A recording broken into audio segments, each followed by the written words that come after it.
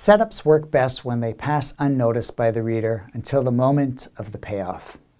The payoff offers readers a tantalizing moment of, oh yes, an emotional ping and the satisfaction of feeling that the events in the story are not random, but instead driven by cause and effect. There are two setup scenarios that the writer should try to avoid. One, a setup that isn't a setup, and two, a setup that is too obvious. Anton Chekhov's famous admonishment, if you say in the first chapter that there's a rifle hanging on the wall, in the second or third chapter it absolutely must go off. If it's not going to be fired, it shouldn't be hanging there, clarifies the first point. When selecting your concrete sensory details, be sure to avoid unnecessary emphasis on something that plays no role later. This can happen when writers get too enamored with their own descriptions or are trying to be too mysterious.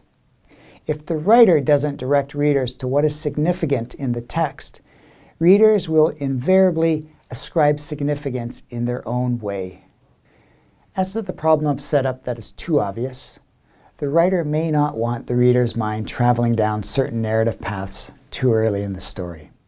For instance, if it's a subtle family relationship story that ends in tragedy, the writer may want to set up Chekhov's aforementioned rifle so it seems plausible later, but may not want a reader reaction of, a rifle, someone's going to get their head blown off.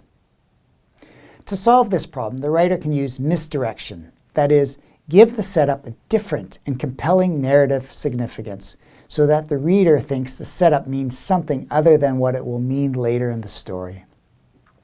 So, perhaps the rifle is an antique, an aging father's prized object.